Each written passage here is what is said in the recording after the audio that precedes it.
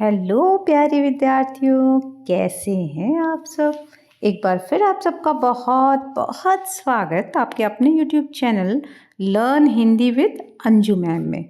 बच्चों, हम लोग पढ़ रहे हैं आपकी क्लास 9th की NCERT हिंदी की पुस्तक संचयन भाग 1, जिसका पाठ पढ़ रहे हैं हम लोग पाठ 2 स्मृति।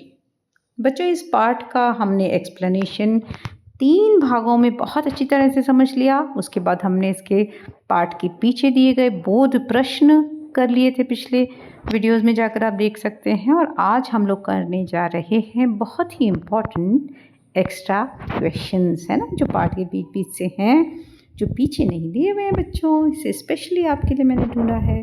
तो चलिए शुरू करते हैं। चलिए, पहला प्रश्न देखिए एक्स्ट्रा में, लेखक को अपने पिटने का भय कब दूर हुआ?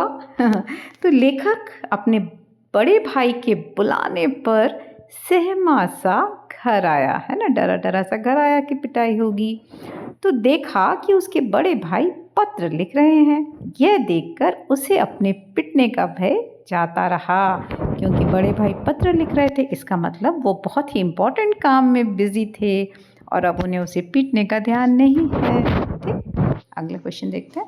डाक खाने में पत्र डालने जाते समय लेखक ने क्या क्या तैयारियां की?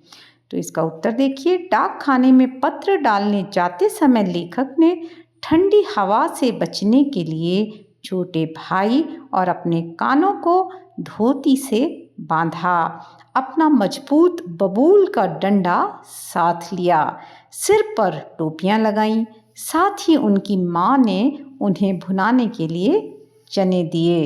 ठीक है, इस तैयारी के साथ वो चल पड़े। प्रश्न 3 देखते हैं। लेखक को अपने डंडे से इतना मोह क्यों था? क्योंकि उसने इस डंडे से अब तक कई सांप मारे थे।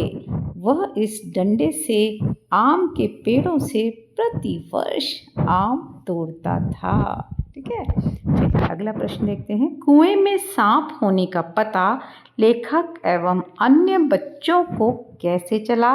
इसका उत्तर देखिए। लेखक और उसके साथ अन्य बच्चे मक्खनपुर पढ़ने जाते थे। उसी रास्ते में 36 फुट गहरा सूखा कच्चा कुआं था।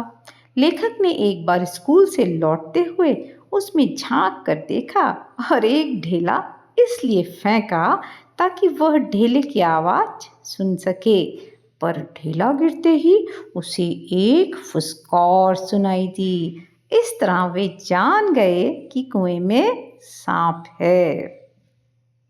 अगला प्रश्न 5 देखते हैं बच्चों। लेखक ने सांप को तंग करने के लिए क्या किया?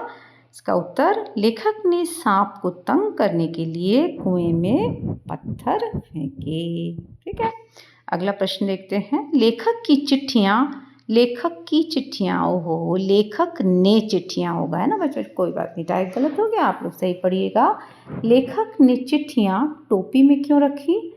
इसका उत्तर है क्योंकि कुर्ते में जेबें न थीं। जेब तो थी नहीं तो रखते कहाँ, है ना, इसलिए उन्होंने टोपी में रख ली। प्रश्न 7 देखते हैं। बच्चे कुएं में ढेले कब फेंकते थे? तो इसका उत्तर है गांव से मक्खनपुर जाते समय और मक्खनपुर से गांव लौटते समय, है ना, रास्ते में था ना वो कुआं मक्खनपुर जाते समय, इसलिए। प्रश्न 8 देखते हैं। लेखक पर बिजली सी कब गिर पड़ी?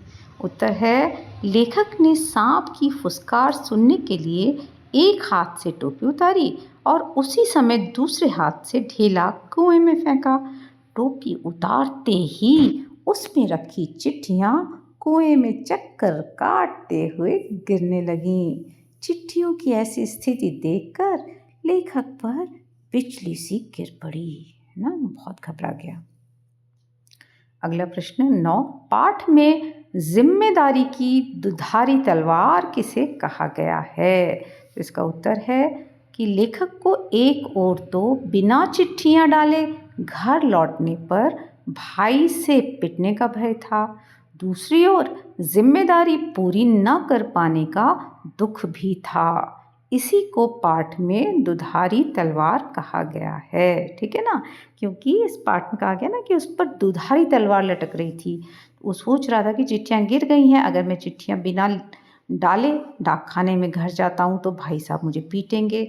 साथ ही उसे बहुत दुख इस बात का था कि मैं अपनी जिम्मेदारी पूरी नहीं कर पाया। तो दुधारी मतलब जिसमें दो धार होती हैं, बोथ साइड, है ना, यानी दो तकलीफ़ें उसको हो रही थीं।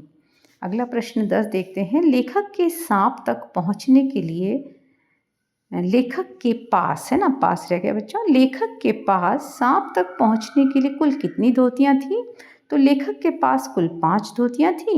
एक उसकी, एक छोटे भाई की, एक चने वाली यानी जिसमें माँ ने चने बांध के दिए थे, और 2 कानों से बंधी हुई धोतियां, है ना। इस तरह से 5 धोतियां थी।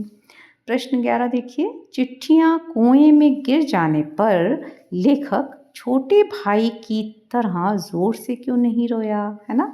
कहानी में हम लोग ने पढ़ा था कि भाई तो जोर जोर से धाड़े मार मार के रो रहा था, और ये धीरे धीरे इसकी आंख में आंसू भरे हुए थे लेखक के। तो इसका उत्तर है, यदि लेखक जोर से रोने लगता तो छोटा भाई ज़्यादा डर जाता। साथ ही बड़ा होने के कारण उसके अंदर जिम्मेदारी का भाव था, और वह स्वयं पर नियंत्रण रखकर समस्या से निकलने का उपाय सोच रहा था।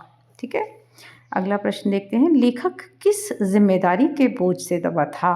इसका उत्तर, लेखक चिट्ठियों को डाक खाने पहुंचाने की जिम्मेदारी के बोझ से दबा था। प्रश्न 13। लेखक का अपने डंडे के साथ कैसा संबंध था? ठीक है, कुछ टाइपिंग एरर हो गई बच्चों। लेखक का अपने डंडे के साथ कैसा संबंध था? तो लेखक का अपने डंडे से अत्यधिक मोह था। उससे वह अनेक सांपों को मार चुका था। उसी डंडे से प्रतिवर्ष आम तोड़े जाते थे, इसलिए वह उसे अपना सजीव मित्र प्रतीत होता था। प्रश्न 14 देखिए। पाठ के अनुसार लेखक और उसके छोटे भाई की आयु क्या थी? तो इसका उत्तर है, लेखक की आयु 11 वर्ष और उसके छोटे भाई की आयु 8 वर्ष थी। प्रश्न 15 देखते हैं। लेखक के कुएं में चढ़ने की चेष्टा को किस लड़के ने देखा था? इसका उत्तर है, किशनपुर के लड़के ने। अच्छा, प्रश्न 16 देखिए। लेखक को माँ की याद कब आई और कब और क्यों आई? इसका उत्तर है, जब लेखक की टोपी में रखी चिट्ठियाँ कुएं में गिर पड़ी तो वह निराशा, पिटने के भय और उद्वेग से रोने का उफान नहीं संभाल पा रहा था। इस समय उसे माँ की गोद की याद आ रही थी। वह चाहता था कि माँ आकर उसे छाती से लगा ले और लाड़ प्यार करके कह दे कि कोई बात नहीं, चिट्ठियाँ फिर लिख ली जाएंगी। उसे विश्वास था कि माँ ही उसे इस विपदा में सच्ची सांत्वना दे सकती है ना। जब भी बच्चे मुसीबत में होते हैं, परेशानी में होते हैं, तो उन्हें कौन याद आता है? माँ याद आती है ना। क्योंकि माँ हर परेशानी से निकालती है अपने बच्चों को, इसलिए लेखक को भी अपनी माँ की याद आई उस मुसीबत के समय। चलिए, प्रश्न 17 देखते हैं। लेखक चिट्ठियों के बारे में घर जाकर झूठ भी बोल सकता था, पर उसने ऐसा क्यों नहीं किया? इसका उत्तर देखिए। लेखक चिट्ठियों के बारे में घर आकर झूठ भी बोल सकता था, पर उसने झूठ बोलने के बजाय कुएं से चिट्ठियां निकालने का जोखिम भरा कार्य किया, क्योंकि लेखक के चरित्र में सत्य निष्ठा थी, है ना। वो सत्य बोलता था, सत्य से प्रेम करता था। प्रश्न 18 देखिए। इस पाठ से हमें क्या सीख मिलती है? उत्तर देखिए। इस पाठ से हमें सीख मिलती है कि हमेशा हमें अपने कर्तव्यों का पालन करना चाहिए, भले ही काम कितना भी मुश्किल क्यों ना हो।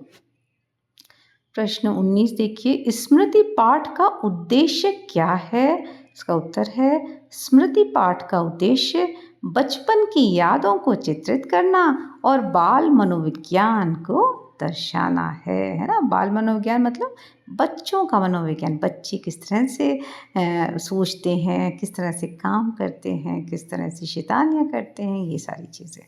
प्रश्न 20 देखिए, आपकी दृष्टि में, अब आपको अपनी दृष्टि के हिसाब से बताना है बच्चों, है ना। आपकी दृष्टि में लेखक का कुएं से चिट्ठी निकालने का निर्णय कितना उचित था। ठीक है, अब आपको बताना है बच्चों। अगर आपको अपने मन से कोई अच्छा आंसर आता है तो मुझे कमेंट करके बताइए, सचमुच में आपकी दृष्टि में क्या चीज़ सही थी। आप अपने विचार लिखिए। ठीक है, वैसे उत्तर जो मैंने लिखा है वो मैं बताती हूँ। मेरे हिसाब से यह निर्णय बहादुरी भरा तो था, लेकिन अत्यंत जोखिम भरा भी था। जरा सी चूक से लेखक की जान भी जा सकती थी, इसलिए उसे यह जोखिम नहीं उठाना चाहिए था। चिट्ठियाँ आवश्यक थीं, पर जान से बढ़कर कीमती नहीं थीं। ठीक है बच्चों, तो ये आपके एक्स्ट्रा क्वेश्चंस हैं पार्ट के बीच बीच से, इन्हें आप ज़रूर पढ़ लीजिएगा, आपके एग्ज़ाम में फ़ायदेमंद होंगे।